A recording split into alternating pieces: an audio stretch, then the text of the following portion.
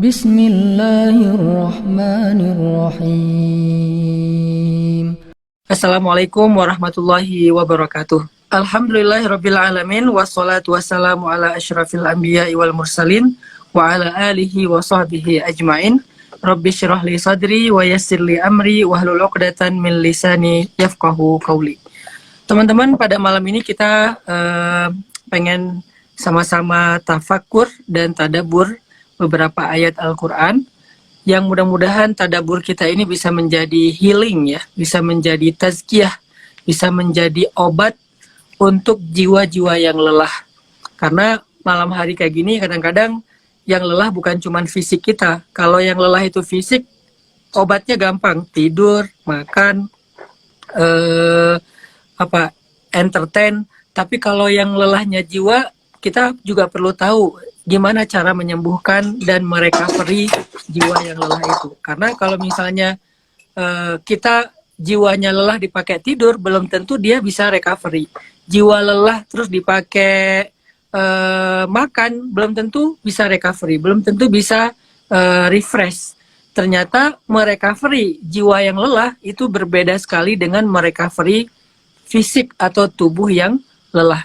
Sehingga kita pada malam ini pengen belajar di antara teman-teman yang mungkin baru pulang kantor, yang baru pulang dari sebuah acara, atau yang baru pulang dari luar kota, dari sebuah trip, yang baru beres satu proyek yang luar biasa menyita energi kita, yang baru pulang sekolah juga mungkin, terutama di daerah Indonesia bagian Barat yang ini baru masuk maghrib, baru pulang juga. Nah, buat teman-teman yang baru saja selesai dengan berbagai macam aktivitasnya, proyeknya yang melelahkan jiwa dan raga, insya Allah dengan tadabbur ini kita pengen belajar sama-sama merecovery-nya, sehingga ketika raga kita bugar kembali, jiwa kita sehat kembali, insya Allah kita akan menjadi seorang hamba dan seorang manusia yang lebih produktif. Nah, ayat yang kita bakal tadabburi itu sederhana sekali, ada di surat 91, surat Asy-Syams. Saya akan coba baca surat Asy-Syams, satu surat dari ayat pertama. Allah Subhanahu wa taala berfirman. Teman-teman bisa cek ya, surat 91 surat Asy-Syams. A'udzu billahi minasy syaithanir rajim. Bismillahirrahmanirrahim. Wasyamsi wa duhaha wal qamari idza talaha والنهار إذا جلاها والليل إذا يغشاها والسماء وما بناها والأرض وما طحاها ونفس وما سواها فألهمها فجورها وتقواها قد أفلح من زكاها وقد خاب من دساها كذبت ثمود بطغواها إذ انبعث أشقاها فقال لهم رسول الله ناقة الله وسقياها فكذبوه فعقروها فدمدم عليهم ربهم بذنبهم فسواها ولا يخاف عقباها. Shadaqallahul azim. Teman-teman yang dirahmati Allah Subhanahu wa taala, sebelum kita bahas tentang masalah jiwa atau nafs kalau dalam bahasa Al-Qur'an, kita coba perhatikan dulu surat Asy-Syams, surat 91 dari ayat pertama sampai terakhir. Seolah-olah surat ini Allah bagi menjadi 3 bagian. Jadi surat ini pendek tetapi dibagi menjadi 3 bagian. Bagian pertama ayat 1 sampai ayat 6. Itu adalah ayat-ayat tentang sumpah. Wasyamsi wa duhaha wal qamari wan nahari wal laili was samai wal ardi. Semuanya ayat-ayat tentang sumpah. Jadi bisa dikatakan bagian pertama dari surat Asy-Syams ini berisi sumpah-sumpah. Dan Allah biasanya bersumpah dengan hal-hal yang besar. Misalnya tentang matahari, tentang bulan, tentang siang, tentang malam, tentang langit, tentang bumi. Ini semuanya adalah ciptaan-ciptaan Allah yang sangat agung, yang sangat besar, yang sangat luar biasa, istimewa. Dan ketika Allah bersumpah dengan hal-hal yang besar dari ciptaannya, biasanya ada sebuah berita besar, sebuah berita penting setelahnya. Itu udah jadi semacam gaya bahasa Al-Quran. Jadi kalau Al-Quran mau membicarakan sesuatu yang penting, dia membukanya salah satunya dengan sumpah. Ketika Allah bicara tentang kiamat, Allah bersumpah. Bicara tentang kehancuran, Allah bersumpah. Dan seterusnya. Jadi sumpah adalah sebuah pembukaan untuk menunjukkan bahwa setelah ini akan ada sebuah pembahasan yang sangat penting. Nah, di surat Asy-Syams ayat 1-6, Allah itu sedang bersumpah dengan berbagai macam ciptaan-ciptaannya yang sangat agung. Baru kemudian ayat ke-7 sampai ayat 10, itulah beritanya. Itulah pembicaraannya, intinya. Jadi yang dibahas di ayat ke-7 sampai 10 semuanya penting, semuanya sesuatu yang besar, semuanya sesuatu yang sangat-sangat berpengaruh kepada kehidupan manusia, sehingga agar memunculkan perhatian dari orang yang sedang membaca Al-Quran, Allah membuka pembicaraan itu dengan sumpah sebanyak 6 ayat. Bahkan di ayat ke-7 pun Allah masih bersumpah dengan jiwa. Artinya pembicaraan itu pun menggunakan bahasa sumpah. Jadi udah bersumpah, disumpahin lagi. Ini menunjukkan bahwa ayat 7-8 adalah sebuah, ayat 7-10 adalah sebuah pembicaraan yang sangat-sangat penting agar kita memperhatikannya. Apa yang dibicarakan di ayat ke-7-10? Allah bicara tentang salah satu elemen dari 3 unsur ciptaan manusia. Jadi kata para ulama itu, manusia diciptakan dari 3 unsur. Ada, bukan 3 unsur ya, terbagi kepada 3 unsur. Bukan diciptakan dari, tapi terbagi kepada 3 unsur. Ada yang pertama namanya badan atau jasad. Ini adalah unsur fisiknya manusia. Inilah yang diciptakan dari tanah. Inilah yang diciptakan dari air. Sehingga fisik ini sumbernya ada di bumi.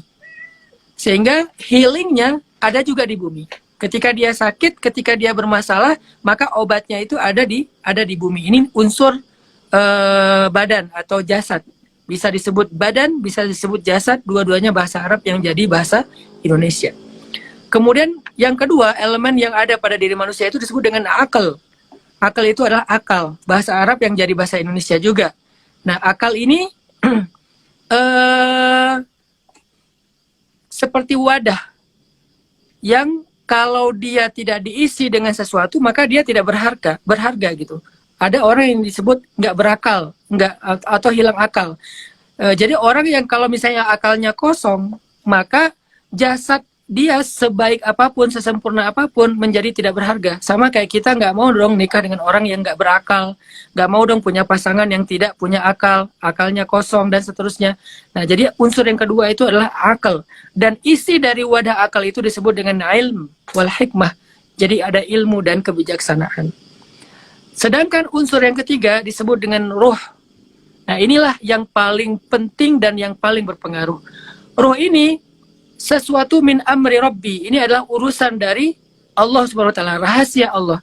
Artinya apa? Ruh ini ditiupkan oleh Allah. Sumber dari ruh itu ada di langit, bukan di bumi. Nah, di antara sekian banyak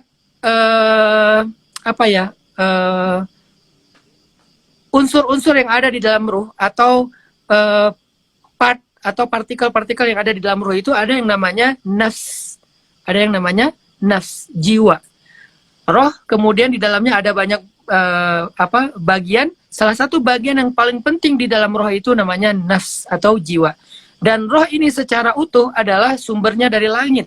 Sehingga ketika ada yang bermasalah dengan roh, baik itu roh yang sifatnya nyawa, atau roh itu yang bersifatnya jiwa, mental, dan seterusnya, maka obatnya ada di langit, bukan di bumi. Obatnya ada di langit. Jadi kayak kalau fisik kita sakit, carilah obat di bumi.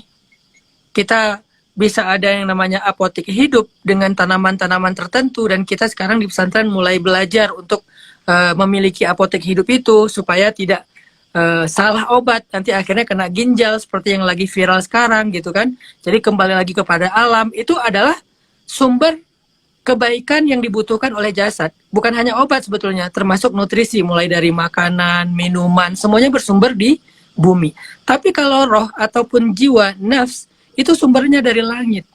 Sebagaimana jasad itu akan sehat ketika dia mengambil yang baik-baik dari bumi, maka jiwa juga akan sehat ketika dia mengambil yang baik-baik dari langit.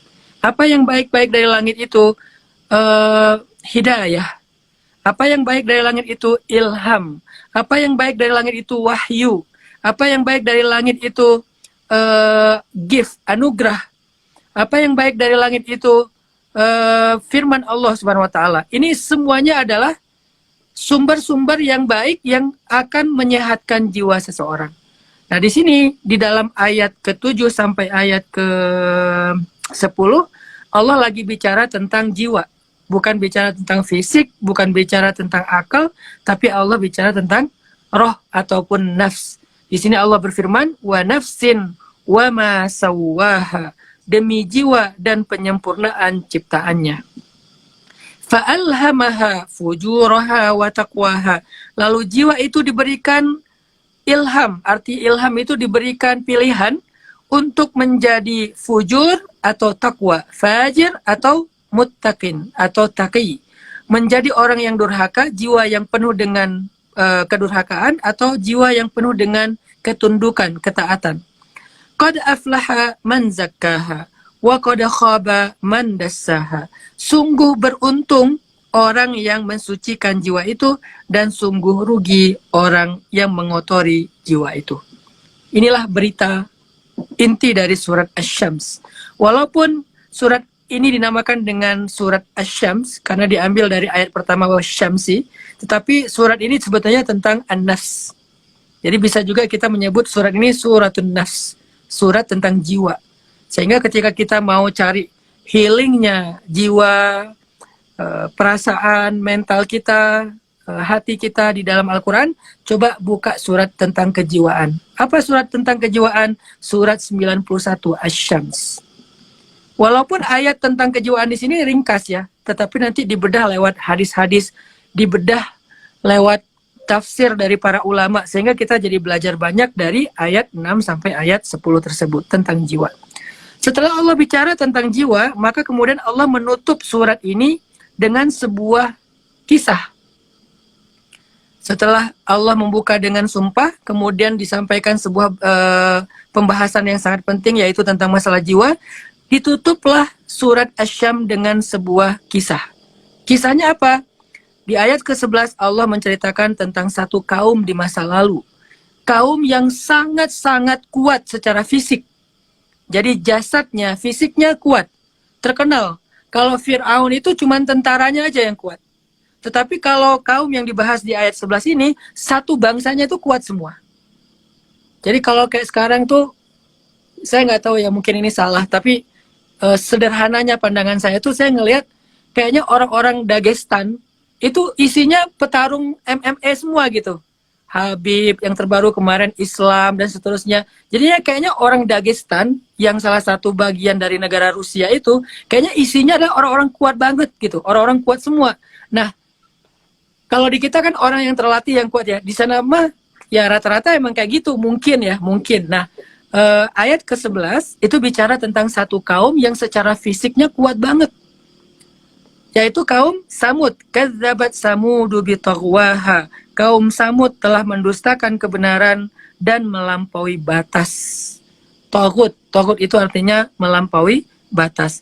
Kaum Samud ini memiliki fisik yang kuat, memiliki akal yang juga ilmunya tuh terutama ilmu tentang arsitektur ya. Karena mereka kan membuat membuat kota dari memahat batu-batu kan. Kaum Samud ini. Artinya mereka secara fisiknya kuat, secara akalnya juga ilmu arsitekturnya udah canggih, sehingga bisa membuat hotel-hotel, membuat gedung-gedung besar itu dengan cara memahat batu, bukan menyusun batu ya. Kalau zaman Mesir menyusun batu, kalau zaman Samud itu batunya dipahat. Dan itu pasti ada keajaiban-keajaiban luar biasa yang mungkin hanya tersisa sedikit yang bisa kita akses hari ini. Piramid aja punya banyak keajaiban, apalagi kaum Samud yang lebih dahsyat daripada kaum Mesir. Nah, mereka punya akal yang hebat, yang cerdas, mereka punya fisik yang kuat, tetapi mereka punya jiwa yang tagha, jiwa yang fujur, yang durhaka, yang bermasalah kejiwaannya. Sehingga mereka menjadi bitaqwaha, menjadi sangat-sangat melampaui batas. Arti melampaui batas di sini tuh dosanya itu nggak kepikiran sama kita. Sama kayak hari ini kita menyaksikan ada banyak orang yang punya penyakit jiwa, penyakit mental, dia melakukan hal-hal yang kita nggak pernah berpikir itu bisa dilakukan oleh orang normal. Bisa sadis banget, bisa darah dingin banget, bisa psikopat banget, bisa kejam banget, bisa membunuh orang tanpa rasa bersalah, bisa mencela orang dengan kalimat-kalimat yang bahkan kita belum pernah terfikirkan. Kalau lagi marah itu meledak-ledak. Itu orang yang namanya melampaui batas, bitaqwaha. Dan kaum Samud melakukan taqwaha, melampaui batas yang luar biasa, baik dengan ucapannya, dengan sikap dan perilakunya. Kenapa? Karena jiwa mereka itu fujur. Idzim ba'atha ashqaha, dibangkitkan di tengah-tengah mereka orang yang paling ashqa. Syaqiyun itu tuh kayak Syakir itu kayak bebal, keras kepala, nggak menerima apapun. Dia tuh arogan. Itu tuh syaqiyun. Sehingga idzim ba'asa ashqaha, dibangkitkan di tengah-tengah mereka itu banyak orang-orang yang kedurhakaannya itu luar biasa. Membunuh dengan cara sadis. Hari ini kita dikejutkan dengan berita oknum polisi yang membunuh anak buahnya dengan cara yang sangat sadis, dan sampai hari ini masih juga sidang belum selesai-selesai. Kita mendengar berita tentang pembunuhan anak kecil yang lagi ngaji, dibacok hanya gara-gara pengen dapetin HP. Kita mendengar berita seorang satu keluarga dibakar hidup-hidup, ibu dibunuh oleh anak, istri dibunuh oleh suami, dan seterusnya berita-berita yang mengerikan, ashqaha, yang sangat-sangat durhaka di tengah-tengah manusia. Jadi di antara satu penduduk yang durhaka, dibangkitkan pula orang-orang yang lebih durhaka daripada penduduk itu. Jadi benar-benar luar biasa kondisi kaum Samud ini. Lalu Allah mengutus Nabi Shalih kepada mereka, dan mereka menolak dakwah Nabi Shalih dengan mengatakan bahwa ini bukan masalah agama, ini bukan masalah iman, kami orang nggak ada masalah dengan keimanan kami, dan seterusnya dan seterusnya. Intinya adalah mereka kemudian Allah hancurkan dengan cara diratakan dengan tanah, dengan satu suara yang sangat besar, kayak suara petir, tapi sangat besar sehingga meratakan negeri mereka itu serata dengan tanah, dan akhirnya mereka menjadi salah satu di antara kaum yang dibinasakan. Nah, kenapa Allah menutup surat ini dengan kisah kaum Samud? Allah tuh kayak pengen ngasih tahu ke kita, orang kalau punya fisik yang sempurna, akalnya cerdas, brilian, tapi jiwanya bermasalah, mereka akan seperti kaum Samud. Mereka bisa merusak di mana-mana. Mereka melakukan kezoliman yang melampaui batas, yang nggak normal lagi. Kezoliman itu masih ada batas wajar lah, tapi ini sangat tidak wajar. Dan di tengah-tengah mereka kemudian bangkit juga orang-orang yang paling durhaka, yang paling arogan di antara mereka, yang punya jabatan. Jadi penguasanya durhaka, kemudian tokoh-tokohnya durhaka, orang kayanya durhaka, pejabatnya durhaka, aparatnya durhaka. Itu tuh terjadi di kaum Samud. Semuanya durhaka, dengan kedurhakaan yang nggak kebayang gitu. Bisa-bisanya misalnya ada pejabat yang korupsi bantuan sosial. Itu kan kalau korupsi dari membangun apa gitu masih oke lah. Oke, dia ngambil dari pembangunan fasilitas umum. Ini bantuan sosial, orang susah, orang kelaparan, orang sakit bisa dikorupsi. Korupsi tentang, atau bukan korupsi ya, mungkin kezoliman dalam dunia kesehatan atau medis, di mana seseorang itu ketika masuk ke rumah sakit, mungkin kerjaan oknum ya, ada malpraktek misalnya, kayak dia sehat-sehat, dia sakitnya nggak parah, tapi tiba-tiba ada malpraktek, kemudian dia malah meninggal, dia muntah-muntah, dia kejang-kejang dan seterusnya.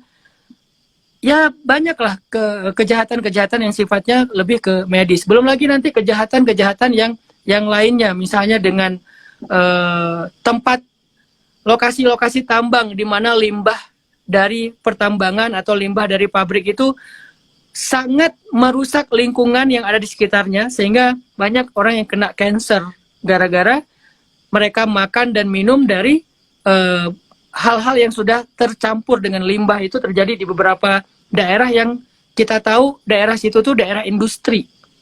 Di Jawa Barat ada beberapa titik daerah industri yang kita sering banget menerima pasien-pasien kanker di usia masih anak balita tuh udah kanker. Kenapa? Karena airnya udah terkontaminasi dengan limbah. Makanan mereka udara mereka tuh udah limbah semua. Jadi anak bayi aja bisa kena cancer. Nah ini kan kezoliman lingkungan yang luar biasa. Belum lagi kemarin terakhir dapat berita gimana terumbu karang dihancurkan dengan bom untuk mendapatkan ikan. Para nelayan-nelayan yang tidak bertanggung jawab, mereka menggunakan bahan peledak, menghancurkan lautan, sehingga akhirnya terjadilah kedurhakaan dan kezoliman lingkungan yang luar biasa juga. Nah ini terjadi kepada kaum Samud, merata gitu. Hampir semua bangsanya itu adalah orang-orang yang durhaka dan melampaui batas. Tapi di tengah mereka yang sangat durhaka itu masih muncul lagi yang lebih durhaka. Pejabatnya, pemimpinnya, tokohnya, aparatnya, dan seterusnya. Termasuk hakim-hakimnya, semuanya durhaka. Inilah kaum Samud. Kenapa bisa kayak gitu? Karena jiwa mereka rusak. Wa qad khaba man dassaha. Karena jiwa mereka rusak. Rugilah orang yang mengotori jiwa, yang jiwanya itu menjadi jiwa yang bermasalah, maka mereka rugi. Rugi untuk dirinya dan rugi juga untuk orang lain. Ini kenapa Allah mengangkat cerita tentang Samud, supaya kita tahu betapa bahayanya ketika kejiwaan seseorang itu terganggu.